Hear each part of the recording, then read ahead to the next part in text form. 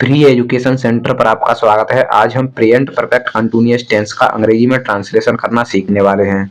तो वीडियो के अंत तक बने रहिए। मैं आपको गारंटी के साथ बोलता हूं कि आज आपके प्रेजेंट परफेक्ट कंटिन्यूअस टेंस के सारे डाउट क्लियर हो जाएंगे। तो चलिए स्टार्ट करते हैं। तो सबसे पहले हम पढ़ते हैं पहचान। तो वाक्य के अंत में रहा है, रही है, रहे हैं, रहा हूं आदि शब्द आते हैं तथा साथ में समय दिया रहता है।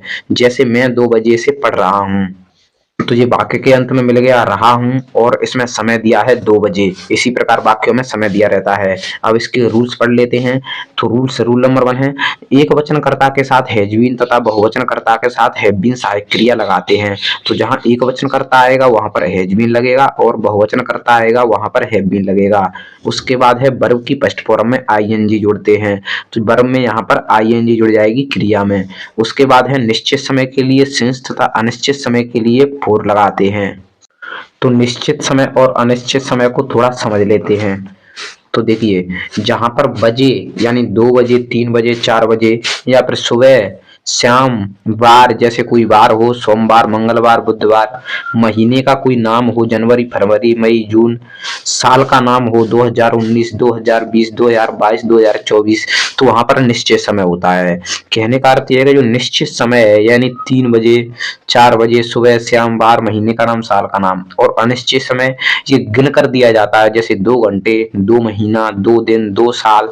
तो जहां पर गिन कर बताया जाए कि 2 घंटे, 2 दिन, 2 महीने, वहां पर अनिश्चित समय होता है। और स्पष्ट बताया जाए कि 2 बजे या सुबह या शाम या किसी बार का नाम सोमवार, मंगलवार, वहां पर निश्चित समय होता है। तो देखिए, निश्चित समय के साथ सिंस तथा अनिश्चित समय के साथ फोर लगाते हैं। अफर्मेटिव सेंटेंस यानी सकारात्मक वाक्य। पहले हम सकारात्मक वाक्य बनाएंगे, उसके बाद नकारात्मक और प्रश्नवाचक बनाएंगे। तो इसका हमने ये फॉर्मूला तैयार कर लिया है। फॉर्मूले में क्या है, सब्जेक्ट है जिसको हम कर्ता बोलते हैं। उसके बाद है हैज बीन या हैव बीन, ये इसकी सहायक क्रियाएं हैं। वर्ब की फर्स्ट फॉर्म के साथ आईएनजी प्लस ऑब्जेक्ट, सिंस या फोर ये अनिश्चित और निश्चित समय में लगेंगे, प्लस टाइम जो टाइम मिलेगा, जैसे यहाँ पर ये दिया है 2 बजे। तो चलिए वाक्य बनाना स्टार्ट करते हैं। तो वाक्य है वह 2 घंटे से खाना खा रहा है।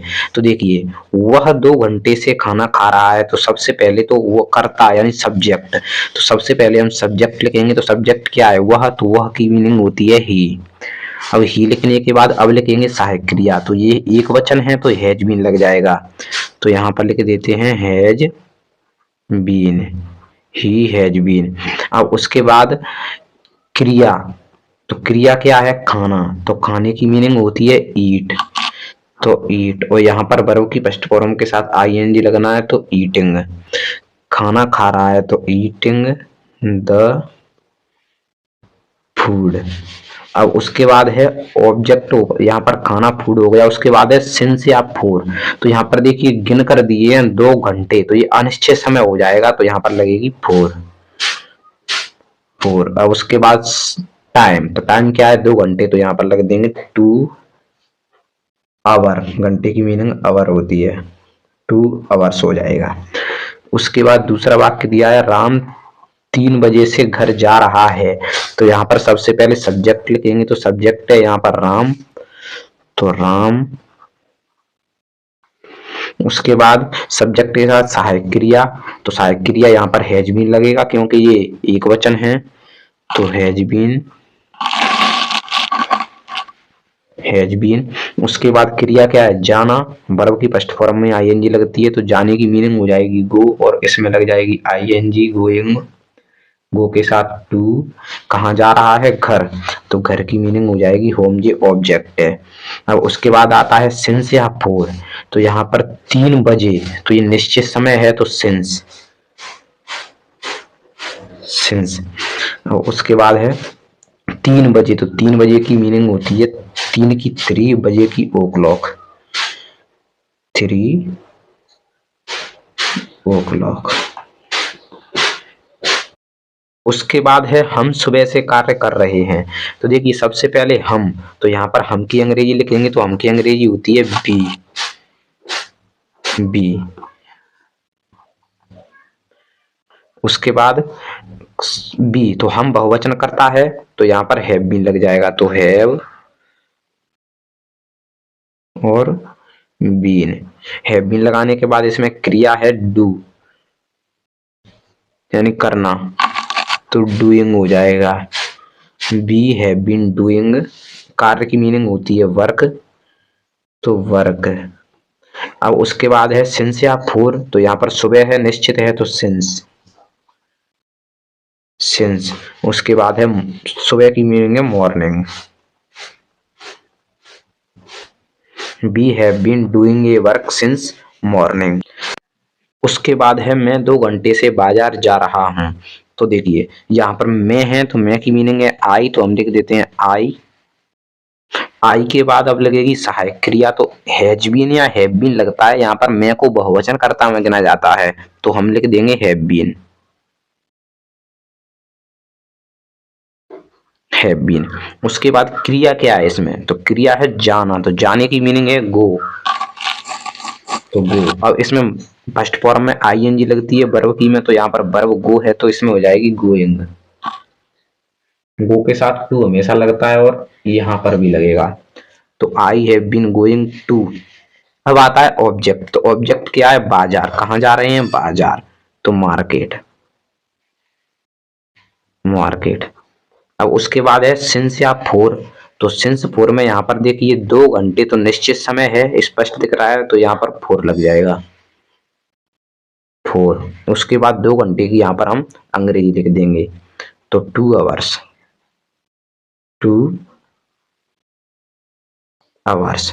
उसके बाद है राम 3 महीने से स्कूल जा रहा है, तो देखिए सबसे पहले करता है राम, तो राम। सहायक क्रिया हैज बीन या हैव बीन, तो यहाँ पर राम एक वचन करता है, तो हैज बीन, हैज बीन। उसके बाद क्रिया है जी गो, जाना, तो यहाँ पर जाने की मीनिंग गो, और इसमें आईएनजी लग जाएगा, और गो के साथ हमेशा टू। उसके बाद है स्कूल, तो स्कूल, तो यहाँ पर स्कूल की स्कूल हो जाएगी। देखिए वाक्य कितना भी बड़ा दिया रहे, पहले कर्ता लिखने के बाद सहायक क्रिया लिखने के बाद फिर इसको पीछे से बनाते चले जाते हैं, उसकी स्कूल। और उसके बाद सिंस या फोर, तो 3 महीने, अनिश्चित समय है, तो फोर, 3 महीने, तो 3 मंथ्स।